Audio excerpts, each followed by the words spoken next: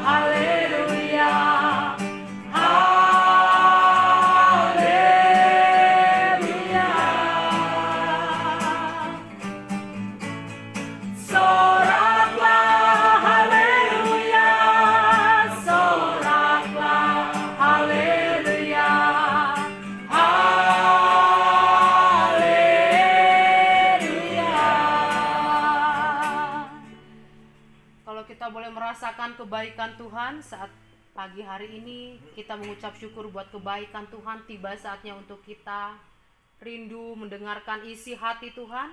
Saya undang para wisudawan hadirin semua untuk berdiri. Kita mau angkat pujian kita mau dengarkan firman Tuhan. Kita katakan kami memuji kebesaran-Mu.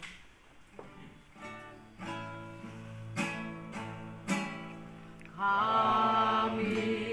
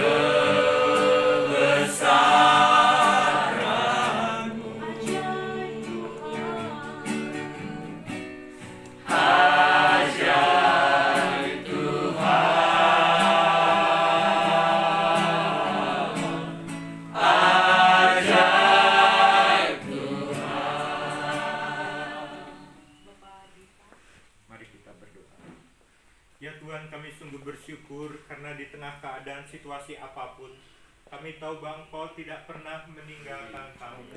Tangan-Mu yang penuh dengan kasih, kuasa, dan kuat itu selalu menuntun, memberkati setiap kami. Kami sungguh bersyukur untuk keberadaan firman Tuhan yang membekali setiap kita. Saya akan bacakan satu ayat saja dari Matius pasal 10 ayat 16. Matius pasal 10 ayat 16, sebuah pesan yang Tuhan Yesus sampaikan ketika Tuhan mengutus murid-muridnya. Tuhan Yesus katakan seperti ini dalam Matius pasal 10 ayat 16. Lihat, aku mengutus kamu seperti domba ke tengah-tengah serigala. Sebab itu hendaklah kamu cerdik seperti ular dan tulus seperti merpati. Saya ulangi sekali lagi firman Tuhan Yesus. Lihat, aku mengutus kamu seperti domba ke tengah-tengah serigala. Sebab itu hendaklah kamu cerdik seperti ular dan tulus seperti merpati. Memang pesan yang khusus ini disampaikan oleh Tuhan Yesus kepada para murid di dalam menjalankan misi, memenangkan jiwa-jiwa, memberitakan Injil, di mana tantangannya tidak mudah. Kita mungkin belum sampai level seperti itu, tetapi tantangan yang kita hadapi juga tidak mudah. Kita itu nanti seperti domba ke tengah-tengah serigala. Kalau kita di sini sesama domba.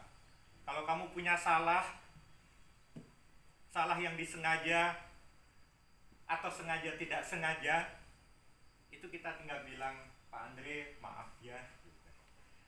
Ke Bunda, Bu, maaf ya. Ke guru yang lain, Pak, Bu, maaf ya. Kira-kira mereka akan katakan apa? Terus marahin udah itu. Ya sudahlah, kita perlu perbaiki. Iya, itu di sini di SMK Paulus. Tapi nanti begitu kamu keluar dari gerbang ini, situasinya beda. Kamu yang kerja, kamu yang kuliah, kamu yang berada di tengah kehidupan, ketika kamu salah, nggak bisa selesai dengan kata maaf. Ketika kamu sebagai bawahan, sebagai pekerja, kita salah minta maaf, pimpinan kita akan langsung memaafkan. Enggak. Akan dicatat. Pak, maaf. Bahkan bisa pimpinan bilang, oh ya saya maafkan, bahkan kamu besok gak usah datang lagi. Langsung dipecat. Itu situasi kehidupan. Kamu bilang, iya itu kalau bawahan, kalau saya sebagai posisinya agak tinggi kan gak seperti itu. Enggak juga. Waktu posisi kita semakin tinggi, banyak saingan, orang justru mengharapkan kita berbuat salah. Kenapa? Karena kalau kamu salah, kamu akan dipecat oleh bos yang lebih tinggi lagi dan posisinya akan diduduki oleh orang lain. Ini situasi yang kita hadapi, situasi di luar yang akan sangat jauh berbeda dengan suasana di sini. Karena itu kita perlu cerdik seperti ular dan tulus seperti merpati.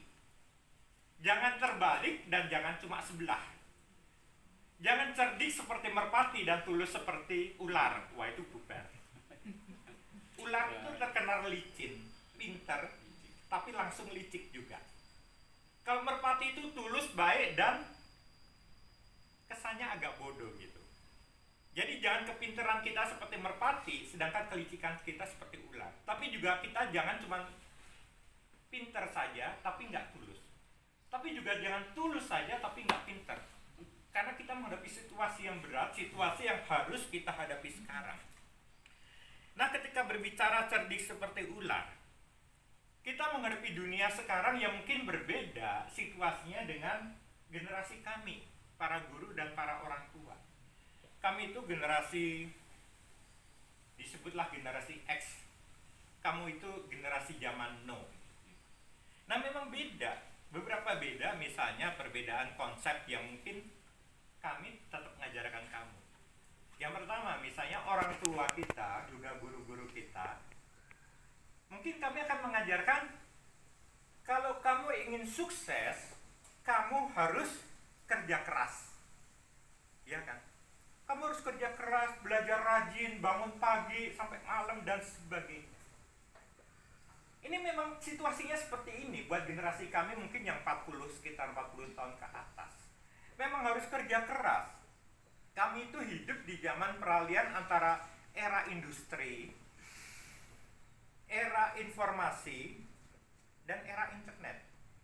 Kami itu dalam situasi seperti itu, dan pada zaman kami, pada saat itu, kalau mau sukses, mau kaya, mau berhasil, satu-satu cara kerja keras. Mau jadi petani yang keras, yang sukses harus bangun pagi-pagi dan seterusnya. Termasuk kalau mau sekedar jualan kecil-kecilan, kita harus buka lapak kita, jualan kita, tempe, tahu, jamur, dan sebagainya sebelum pasar utama buka. Kalau nggak kerja keras, nggak akan sukses. Tapi hal ini cocok sampai kira-kira tahun 80-90. Tahun 2000 udah mulai nggak berlaku, apalagi 2020. Kalau zaman sekarang kita cuma mengandalkan kerja keras, ya gini-gini aja hidup kita. Zaman sekarang itu yang penting bukan sekedar kerja keras, tapi kerja pintar. Kita harus menggunakan otak kita, pemikiran kita. Situasinya beda. Sekarang ini sudah zaman, bukan zaman industri lagi. Sekarang ini sudah zaman teknologi. Jadi kita harus menggunakan teknologi. Nah, di sini bedanya. Bukan berarti orang tua kita atau para guru salah. Kerja keras itu memang itu harus, dan sudah lama seperti itu, puluhan tahun, ratusan tahun. Ayah kita, kakeknya kakek kita selalu menasihatkan gitu, kerja keras supaya sukses dan sebagainya. Kami juga seperti itu. Nah, untuk sekarang kerja keras saja nggak cukup. Kerja keras dikombinasikan dengan kerja pintar. Kamu kerja keras nggak cukup, harus dikombinasikan dengan kerja pintar. Gunakan teknologi, itu baru mantap. Nah, kemudian hal kedua yang seringkali kami orang tua atau guru-guru itu agak beda dengan kamu. Kami itu selalu mengatakan anak sekarang itu pemalas. Zaman sekarang itu malas, terlalu dimanja-manjakan. Bangun jam berapa bangun? Jam 9 adalah standar umum untuk bangun generasi kita. Bapak ibu kita ngamuknya luar biasa. Dulu tahu nggak, sebelum ayam berkokok, bapak ibu kamu itu udah bangun. Kalau kita bangun matahari sudah kelihatan sinarnya, isin, malu, era kupanon poe. Malu sama sinar matahari. Jadi mereka nganggap anak-anak sekarang itu males gitu loh, bangunnya siang. Pernah dengar kan kita dibilang gitu? Nah, pertanyaannya, kamu benar malas nggak? Bedanya di mana? Bedanya di sini. Zaman dulu orang tua kita itu nggak kenal Android, belum zaman Android, nggak pernah main game. Itu zamannya, karena kalau ada internet pun lambat banget. Mereka itu ya orang tua kita kalau main game apa sih? Adu ayam, sabung ayam. Kalau nggak punya ayamnya, adu jangkrik, main kelereng, main layangan. Ya memang zaman mereka begitu. Lah kita handphone, kalau bisa cari yang gratisan, yang ketengan gitu, tetap bisa. Terus zamannya berubah, kadang zaman sekarang itu cukup banyak yang dapat info itu justru waktu malam gitu. Waktu malam itu tiba-tiba on gitu, pikiran kita bersinar-sinar, dapat ide. Apalagi kalau yang sudah menekuni saham dan sebagainya, itu kerjanya itu seperti itu. Nah, dalam hal ini memang sesuatu yang akan sulit dijembatani, tapi ini yang kamu hadapi. Kamu harus mencoba mengenal ritme kamu sendiri. Walaupun awalnya tidak mudah, tapi kamu harus cerdas, harus mengerti bagaimana. Jadi main game sampai malam itu nggak salah. Yang salah adalah kalau main game cuma sekedar menghabiskan kuota. Kita main game ngabisin kuota. Kita lihat YouTube ngabisin kuota. Orang lain main YouTube bisa beli mobil. Orang lain main YouTube beli rumah. Ini generasi kamu. Kalau kami nggak bisa, kami itu nggak kenal Android zaman dulu. Sekarang belajar ya cuma sekedar buat ngeliat. Tapi kamu itu beda. Kamu harus cerdas. Kamu amnya di mana? Outnya di mana? Spesialnya di mana? Itu yang kamu kembangkan. Nah, yang ketiga, konsep beda jadul sama sekarang. Jadul itu kami Tapi kami ini walaupun jadul, tapi kami ini loh termasuk zaman now loh. Lihat aja, kami keren-keren kan? Keren ya, kalau nggak keren nggak bisa ngajar kalian, nggak nyambung ngomongan kami dengan kalian. Tapi memang buat orang zaman dulu itu yang ketiga punya pemikiran harus sekolah setinggi mungkin untuk bisa punya pekerjaan yang mapan. Iya kan? Konsepnya seperti itu.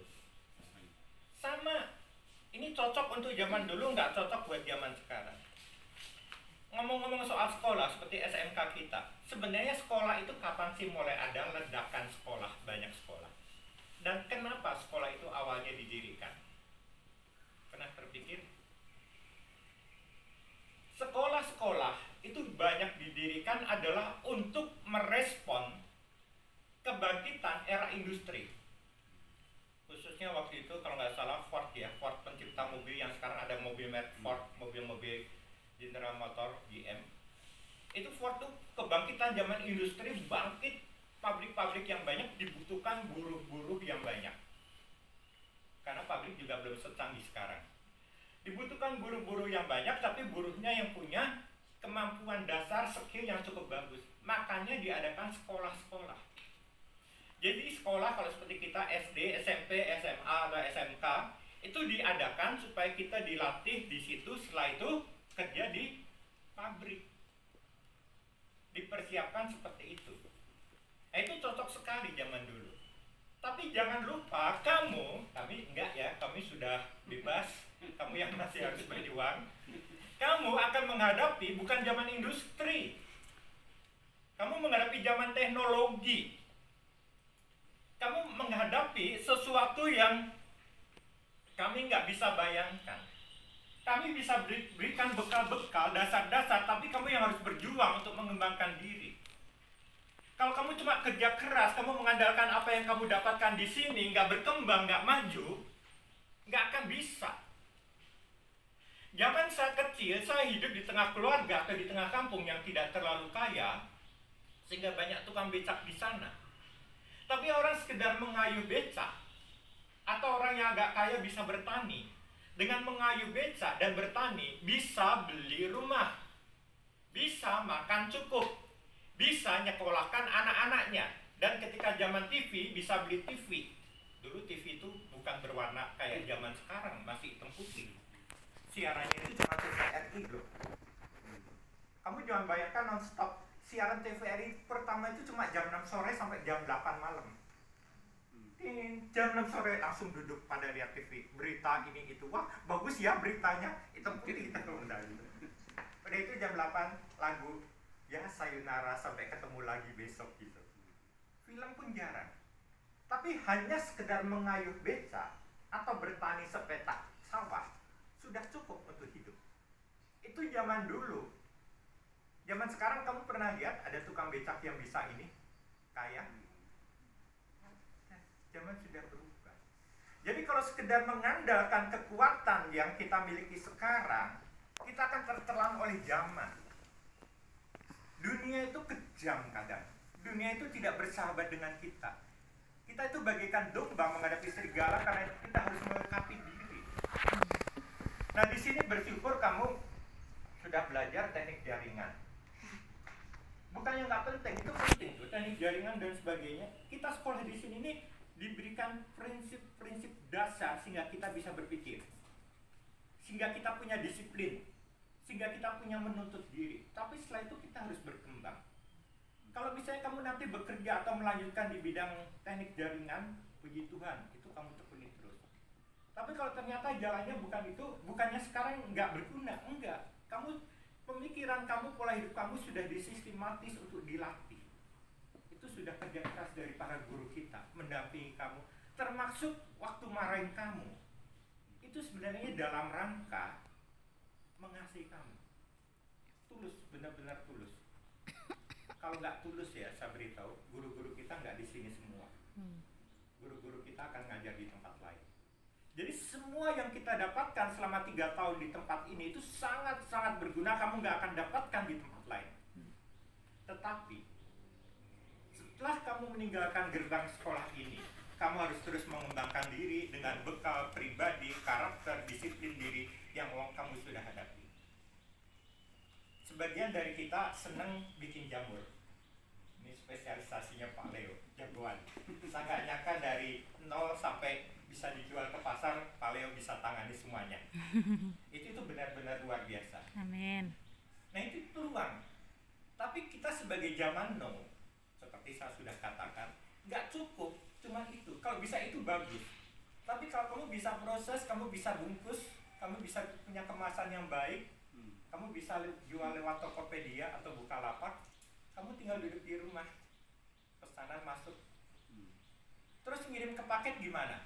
Oh, zaman sekarang kalau transaksi kamu melewati batas tertentu, nanti yang tukang paketnya yang ngambil ke rumah tanpa biaya lagi.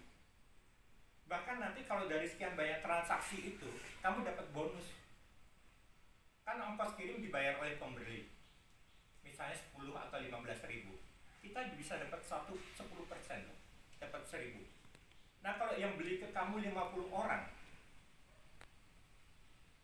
atau 100 orang dalam seminggu, sehari cuma 10 misalnya, itu dari bonusnya pengiriman udah dapat 100.000, belum dari ininya loh, belum dari keripik jamurnya. Jadi itu bisa kita terus kembangkan. Ini masih banyak peluang yang kamu bisa kembangkan. Baik kamu tinggal di sini maupun di mana, maupun kamu nanti kuliah dapat beasiswa, kamu tetap dapat mencoba peluang untuk cari sambilan. Sehingga ketika pemasukan berhenti, kamu tidak ikut berhenti. Kamu tetap bisa survive. Ini kehidupan yang harus kita hadapi. Kita harus cerdik. Nggak bisa gaya lama lagi. Memang harus berubah. Kamu harus terus berpikir. Semua yang kamu dapatkan di sini adalah bekal untuk semua. Nah, sebagai penutup, firman Tuhan mengatakan kita harus cerdik seperti ular, tetapi juga tulus seperti merpati. Sekilas saja mengenai tulus seperti merpati. Cerdik seperti ular, kamu harus menghadapi tantangan zaman now, teknologi zaman depan yang nggak bisa dihadapi dengan cara biasa. Harus dengan cara yang luar biasa. Kalau enggak, kamu nggak akan bisa ganti handphone bagus. Kamu nggak akan bisa jalan-jalan dengan leluasa. Kamu harus terus maju. Tetapi kita juga harus tulus seperti merpati. Apa maksudnya tulus seperti merpati? Sederhananya, kamu jangan pernah menggadaikan iman kamu. Ya. Jangan pernah menggadaikan iman kamu. Kamu tinggalkan kepercayaan kamu kepada Tuhan Yesus demi pekerjaan atau demi sesuap nasi. Yang kedua, seterpaksa apapun, jangan pernah mengambil jalan dosa. Wah, ini kan lagi kepepet. Toh Tuhan juga nggak nolong saya. Jangan pernah mengambil jalan dosa. Tetap ambil jalan Tuhan. Kenapa? Karena kalau kamu mengambil jalan dosa, itu sifatnya sementara. Dan yang kedua, kalau kamu mengambil jalan dosa, itu kamu nggak bisa minta tolong lagi sama Tuhan. Tuhan, saya mau nipu nih. Tuhan tolong dong supaya saya nipunya sukses. Kan nggak bisa kamu doa gitu, coba kamu doa. Nggak mungkin gitu loh. Jadi kita harus tetap di jalan Tuhan. Jangan mengambil jalan dosa. Apapun yang terjadi. Pada saat kamu darurat luar biasa, termasuk maaf, kalau sampai akhirnya kamu putus asa mau bunuh diri. Sebelum bunuh diri, tunda dulu sebentar. Telepon salah satu dari kami, khususnya telepon Pak Andre dan Bu Lydia. Pamit dong, minta izin. Kamu di sini mau kemana-mana pergi, masa mau bunuh diri nggak pamit? Pak, Bu, saya mau bunuh diri, kira-kira enaknya jalan yang mana gitu. Diskusi, nanti dipelajari semua jalan yang paling enak mana. Ya. Sekalipun kamu sudah meninggalkan tempat ini, kami semua tetap orang tua kamu. Amin. Ya, dalam keadaan darurat tetap bisa hubungi kami. Nah, kemudian kenapa harus di jalan Tuhan? Harus tulus seperti merpati. Karena banyak sekali hal yang tidak terduga. Banyak sekali hal yang tidak terduga membuat kita tidak berdaya.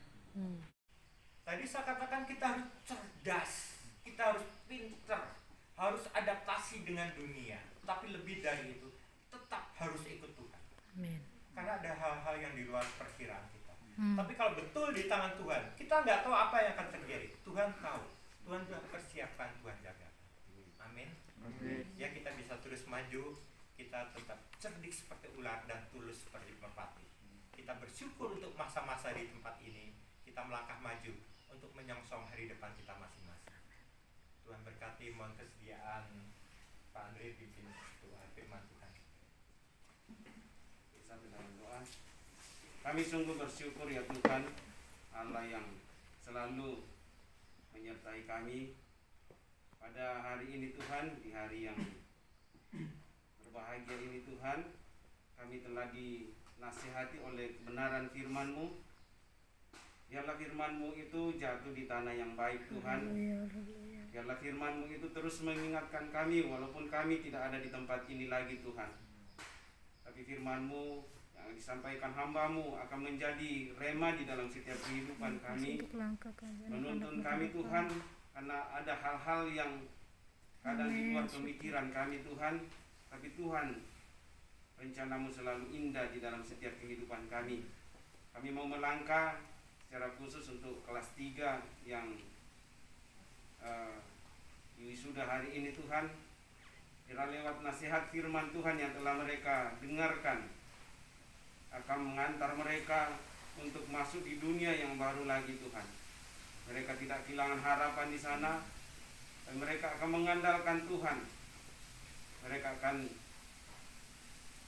selalu dibekali oleh kebenaran firman Tuhan. Terima kasih Tuhan, berkati hamba-Mu Pak Dwika yang telah menyampaikan isi hati-Mu Tuhan. Biarlah Tuhan terus pakai di banyak tempat Tuhan, dimanapun hamba-Mu berada. Nama Tuhan selalu ditinggikan, nama Tuhan selalu diagungkan. Terpuji nama-Mu, terpuji nama-Mu Tuhan. Biarlah firman-Mu itu terus hidup di dalam kami Tuhan, yang mendengarkannya pada hari ini. Terpuji nama-Mu Tuhan, dalam nama Yesus kami berdoa mengucap syukur. Amin. Terima kasih kepada Pak Dwika yang menyampaikan firman Tuhan dan memotivasi bagi setiap para wisudawan dan wisudawati untuk mereka boleh menggapai setiap cita-cita mereka dengan secara cerdik dan juga tulus, memiliki ketulusan yang luar biasa. Selanjutnya kita akan masuk dalam doa syafaat. Dengan kasih Kristus saya undang Ibu Widya untuk membawa kita di dalam doa.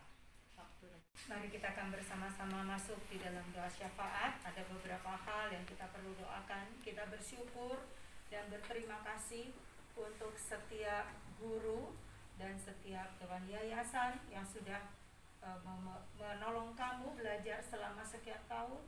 Tuhan akan terus memberkati mereka. Dan kemudian yang kedua, kita juga akan berdoa untuk jalan yang akan kalian tempuh.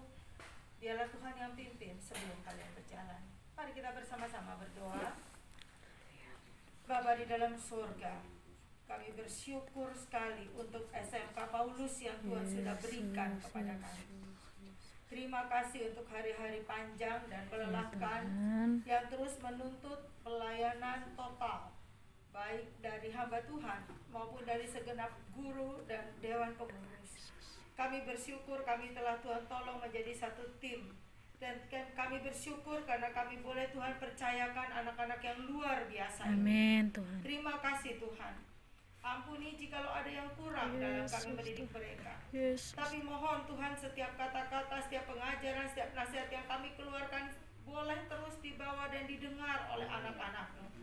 Supaya mereka ketika tidak bertatap muka langsung dengan kami, mereka tetap boleh berjalan di jalan yang benar sesuai dengan kehendak.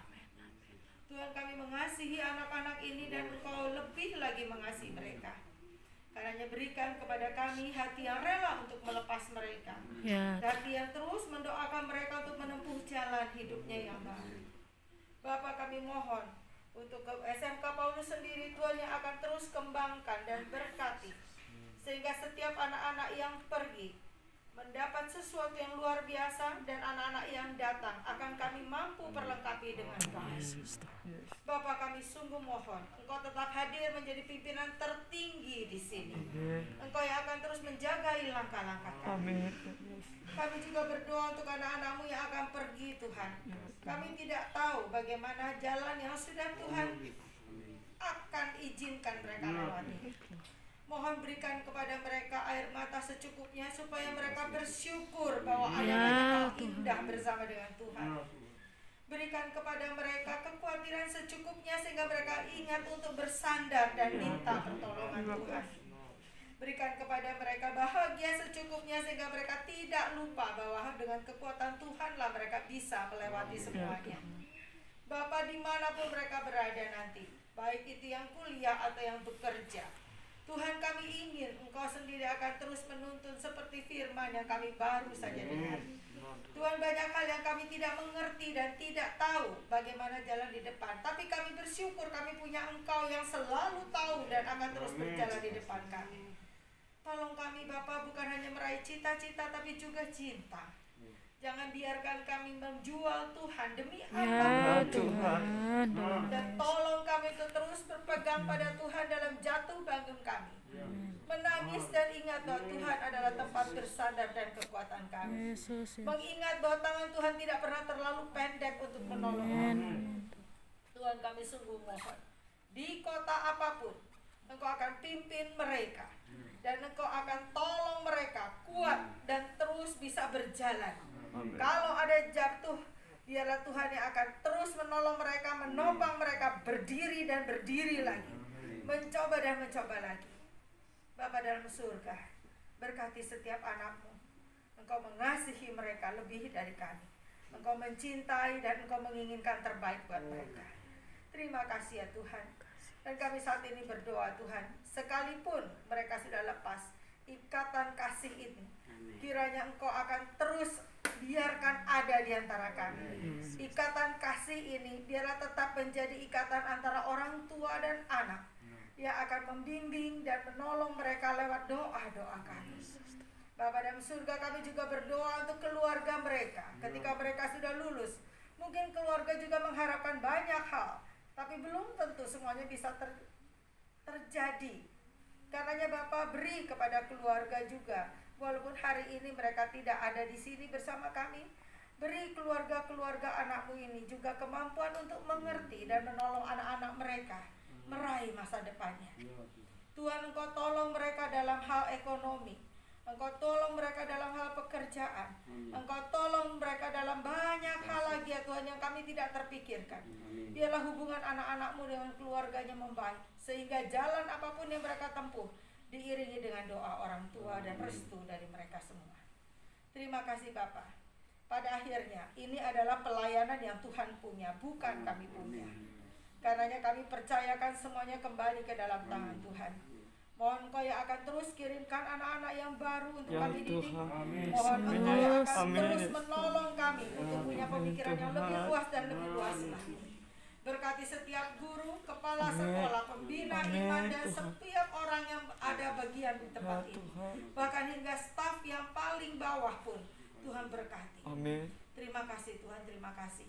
Kami bersyukur di tengah pandemi ini kami masih boleh mengadakan kelulusan. Ingatkan kami, ini bukan akhir, tapi ini justru permulaan. Terima kasih Tuhan.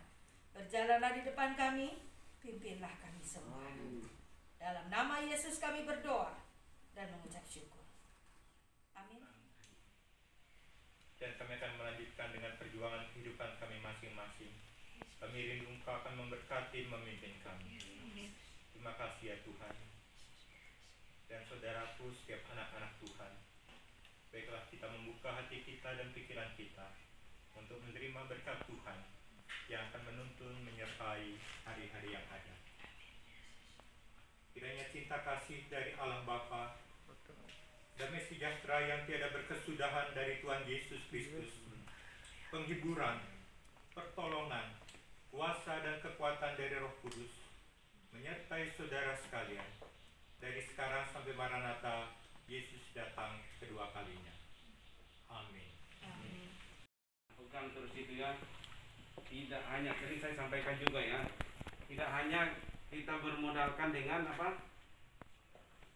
Kerja keras tanpa kerja cerdas. Itu zaman kalian sekarang ya. Kerja keras, kerja cerdas, itu harus dua-duanya berjalan bersamaan. Apalagi dengan teknologi. Saya sendiri terinspirasi. Ya, mungkin saya dengan Pak Leo nanti ya, guru-guru kita kembangkan lagi. Tidak hanya kita jual apa? Jamur, tapi tadi bagaimana kalau bisa dijual secara online ya.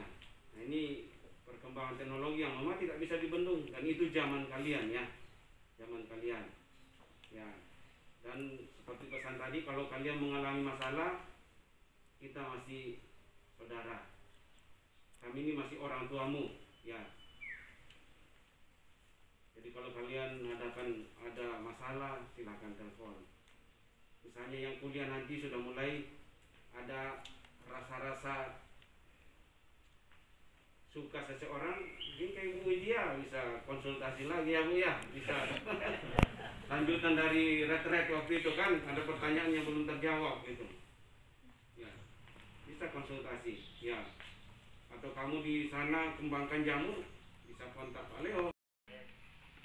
Dan satu kesedihan kami sebagai guru ketika kamu sudah jenggotnya panjang, udah ganti baju, ya jangan pernah jual Yesus.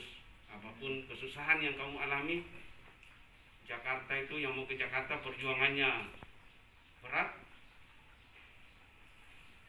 jangan tinggalkan Yesus ya. Lebih baik mati daripada tinggalkan Yesus. Pesan firman Tuhan tadi ya. Bawa terus, karena kalian di sini tidak hanya dibekali dengan ilmu pengetahuan, tapi kerohanian kamu justru lewat kalianlah akan banyak jiwa-jiwa diselamatkan. Ucapan terima kasih yang akan diwakili oleh siswa kelas 12 Zeldia dan akan dilanjutkan dengan pujian dari siswa kelas 12, doa seorang anak dan himne guru. Terima kasih kepada kepala sekolah dan rekan pembudi yang lainnya sudah diperbolehkan untuk berbicara di depan. Jadi saya mewakili kelas 12 untuk berterima kasih atas ilmu dan kehidupannya. Kami di sekolah ini banyak diubah dan kerohanian kami semakin meningkat dan kami menjadi anak yang takut akan Tuhan.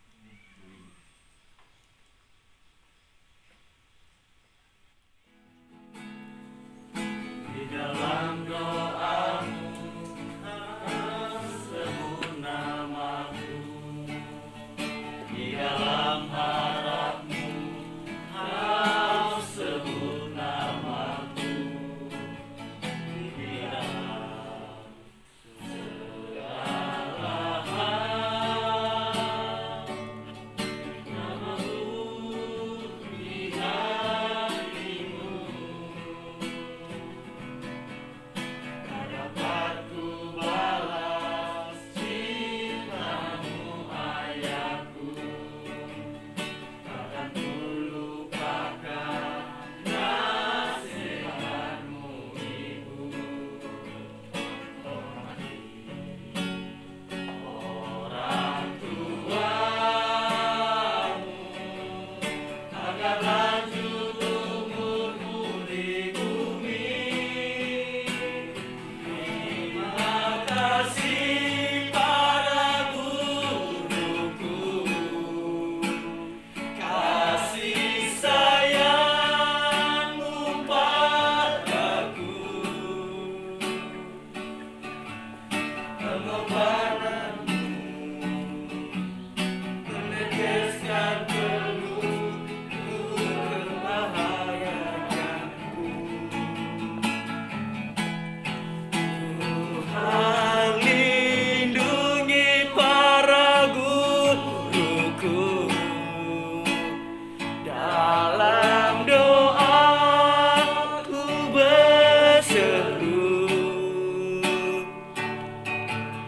tetes air matamu kamu itu bahagia.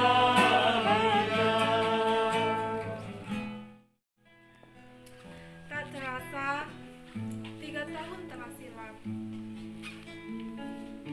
Waktu begitu berharga bersama. Banyak kenangan telah menjadi sejarah. Terkadang kumpulkan luka dan duka, tapi kau selalu rangkulku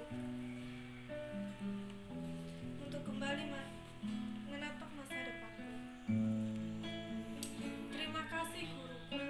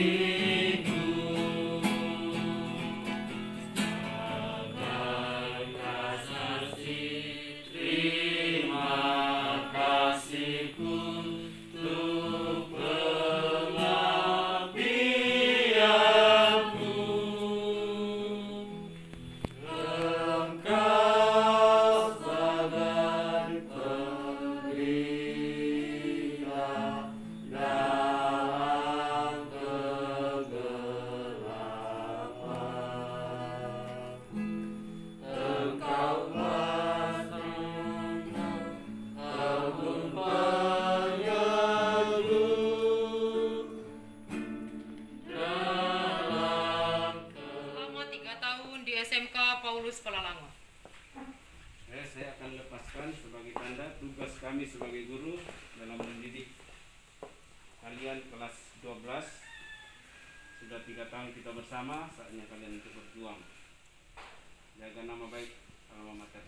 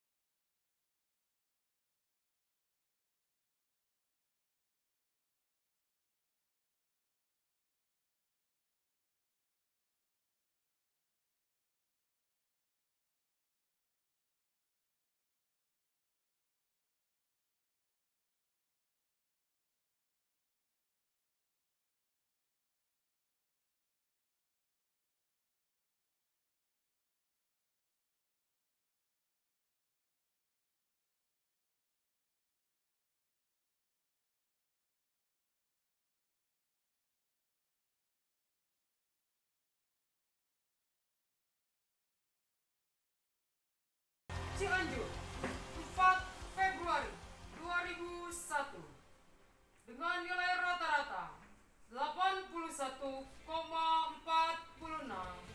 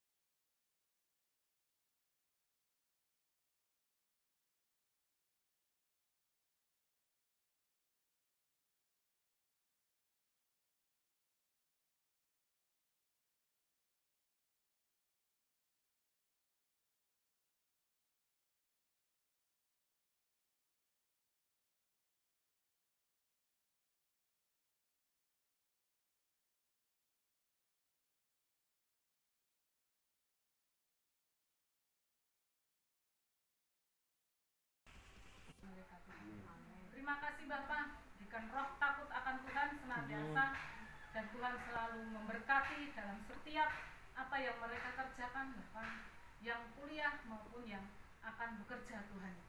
Kami bersyukur Engkau selalu memberkati mereka semua, dan kami bersyukur pula Tuhan sudah memberkati kami, rekan guru sampai saat ini diberikan kekuatan yang ekstra untuk mendidik.